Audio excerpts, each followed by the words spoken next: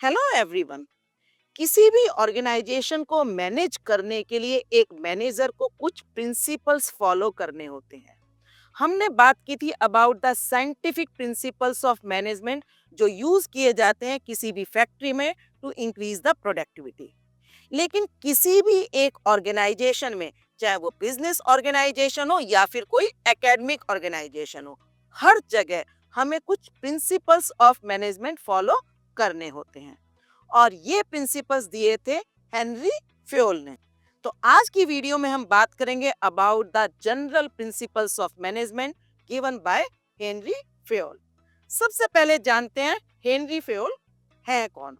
Henry Fayol एक French engineer थे जिन्होंने मैनेजमेंट के बारे में थ्योरीज दी थी और उनको father of principles of general management भी कहा जाता है।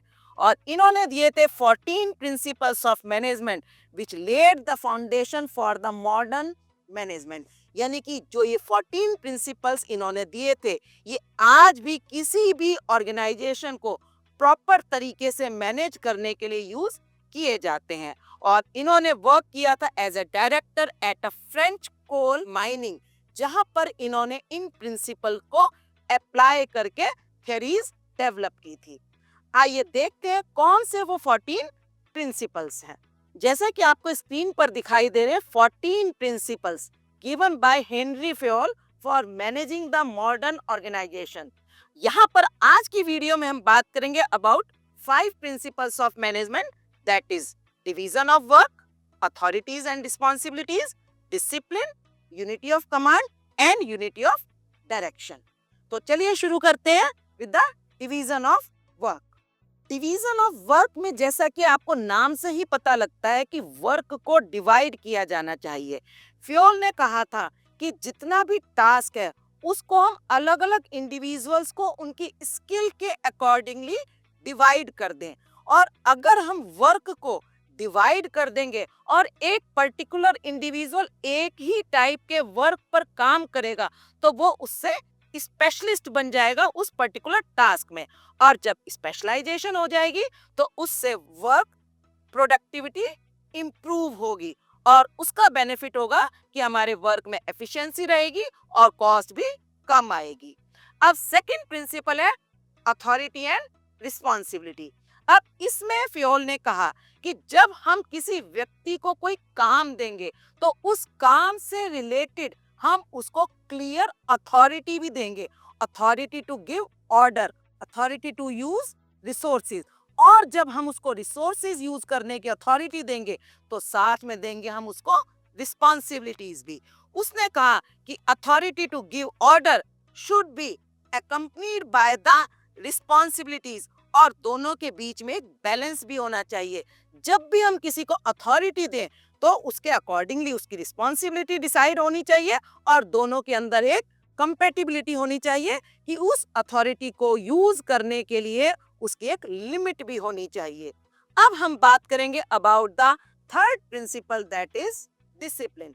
जब हम प्रिंसिपल ऑफ डिसिप्लिन की बात करते हैं तो उसने कहा कि हमें एंश्योर करना चाहिए कि जो भी रूल्स एंड रेगुलेशंस बनाए गए हैं उनकी कंप्लायंस हो विद इन द ऑर्गेनाइजेशन।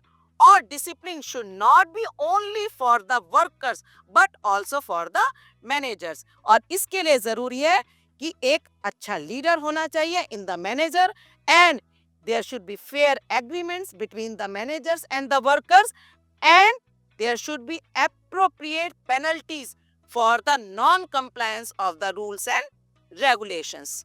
चलिए अब हम बात करते हैं about the fourth principle that is unity of command. इसमें फ्योल ने कहा था कि हर एम्प्लॉय को केवल एक सुपीरियर से ही ऑर्डर मिलने चाहिए। मींस कोई भी एम्प्लॉय जो भी ऑर्डर प्राप्त करे वो उसको केवल एक उसका सीनियर दे, जिसको हम कह सकते हैं वन बॉस वन एम्प्लॉय। यानी एक एम्प्लॉय के ऊपर मल्टीपल बॉसेस नहीं होने चाहिए। इसका बेनिफिट होगा कि जो एम्प्लॉयज हैं उनको किसी भी तरह का कंफ्यूजन नहीं होगा कि हम किसकी बात माने और किसकी बात को नहीं माने। साथ में क्लियर कम्युनिकेशन होगा, यानी एक ही व्यक्ति जब ऑर्डर दे रहा होगा तो वो पूरी बात को कम्युनिकेट भी सही तरीके से कर पाएगा। और साथ ही डिसीजन मेकिंग में अकाउंटेबिलिटी रहेगी, यानी कि जो एम्प्लॉइज हैं वो अपनी रिस्पॉन्सिबिलिटीज से नहीं बच पाएंगे। और साथ ही ऑर्गेनाइजेशनल एफिशिएंसी भी इम्प्रूव होगी, यानी काम बेटर तरीके से और जल्दी हो पाएगा। अब जैसे कि आप एग्जाम्पल में देख सकते हो कि एक सेल्स एम्प्लॉई है, उसको दो सुपरवाइजर से एक ही डील में ऑर्डर्स नहीं मिलने चाहिए। जैसे कि मान लो मार्केटिंग मैनेजर उसको किसी और तरीके की डायरेक्शंस दे और फाइनेंस मैनेजर किसी और तरह की डायरेक्शन दे, तो इससे एक सेल्समैन कंफ्यूज होकर अपने ऑर्डर को या अपने काम को सही तरीके से पूरा नहीं कर पाएगा। और इसी तरीके से जब हम बात करते हैं about the unity of direction, तो इसमें फ्योल ने कहा है कि एक पर्टिकुलर टाइप की एक्टिविटीज का एक पर्टिकुलर हेड होना चाहिए, यानी कि जितने भी एम्प्लॉइज हैं जो एक कॉमन गोल के लिए काम कर रहे हैं, they should get instructions from one head only and there should be only one plan according to that head. और इसके बेनिफिट्स क्या होंगे? उसका सबसे पहला बेनिफिट है कि इससे कोऑर्डिनेशन में इंप्रूवमेंट आएगी, क्योंकि यहाँ पर डुप्लीकेसी ऑफ वर्क नहीं होगा।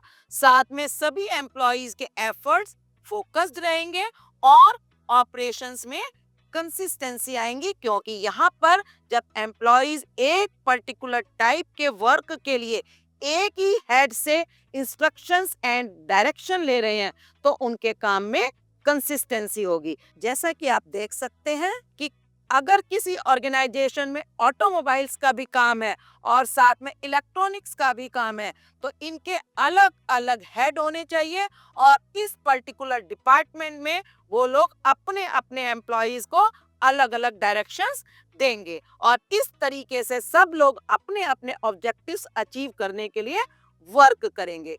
तो इस तरीके से आपने unity of command and unity of direction के बारे में पढ़ा, लेकिन इनमें कुछ माइनर डिफरेंसेस हैं। जैसे कि जब हम यूनिटी ऑफ कमांड की बात करते हैं तो इसका मेन फोकस होता है सुपीरियर एंड सबऑर्डिनेट रिलेशनशिप पर, यानी कि कौन व्यक्ति किसका सबऑर्डिनेट है और कौन किसका सुपीरियर है और उनके आपस में किस तरह के रिलेशनशिप होंगे, इसके बारे में बात की जाती है अंडर यूनिटी ऑफ कमांड। जबकि जब यूनिटी ऑफ डायरेक्शन की बात की जाती है तो यहाँ पर बात होती है कोऑर्डिनेशन ऑफ एक्टिविटीज की, जो कि एक पर्टिकुलर ऑब्जेक्टिव को अचीव करने के लिए की जाने वाली हैं। वो एक्टिविटीज एक पर्टिकुलर हेड के अंडर होनी चाहिए। इसी तरह से जब हम एम की बात करते हैं तो इट प्रिवेंट्स ड्यूअल सबऑर्डिनेशन, यानी कि जब यूनिटी ऑफ कमांड है वो ड्यूअल सबऑर्डिनेशन को रोकने के लिए वर्क करता है, यानी कि एक व्यक्ति केवल एक ही हेड से ऑर्डर ले रहा हो, उसका एक ही बॉस होना चाहिए। जबकि यूनिटी ऑफ डायरेक्शन की जब हम बात करते हैं तो यहाँ पर ये ओवरलैपिंग ऑफ एक्टिविटीज को रोकती है, यानी कि कोई भी एक्टिविटी एक से ज्यादा बार ना हो, इस चीज को ये प्रिवेंट करता है। यहाँ पर डुप्लीकेसी ऑफ एफर्ट्स की संभावना बहुत कम हो जाती है। इसी तरह से it effects the individual employees, यानी कि जो यूनिटी ऑफ कमांड है वो एक पर्टिकुलर एम्प्लॉय की बात करता है कि उसको पता होना चाहिए उसे किससे ऑर्डर लेनी है और किसको अपनी रिपोर्ट्स देनी है। जबकि यूनिटी ऑफ डायरेक्शन पूरी की पूरी ऑर्गेनाइजेशन को इफेक्ट करती है, यानी कि पूरी ऑर्गेनाइजेशन में जो भी वर्क किए जाने हैं वो किसके अंडर किए जाने हैं, इसके बारे में बात यहाँ की जाती है। तो उम्मीद करती हूँ आपको ये 5 प्रिंसिपल्स ऑफ जनरल मैनेजमेंट समझ में आए होंगे और आगे के प्रिंसिपल्स के बारे में बात करेंगे हम आने वाली वीडियोस में। तो चलिए आज की टास्क हम इन 5 प्रिंसिपल से रिलेटेड ही करते हैं। जैसा कि आपको यहाँ पर दिखाई दे रही है एक कंपनी एबीसी मैन्युफैक्चरिंग, और उसने ये जो 5 प्रिंसिपल्स हमने आज डिस्कस किए उनको अपनी ऑर्गेनाइजेशन में जब अप्लाई किया तो उसको उसके कुछ बेनिफिट्स हुए, लेकिन साथ में कुछ चैलेंजेस भी इसको फेस करने पड़े। आपको ये केस स्टडी एनालाइज करनी है और नीचे दिए गए क्वेश्चंस को आंसर करना है। उम्मीद करती हूँ आज की वीडियो में आपको बहुत अच्छे से चीजें समझ में आई होंगी और इसी तरह की वीडियोस लेकर मैं आपसे मिलती रहूंगी। तब तक के लिए हैप्पी लर्निंग।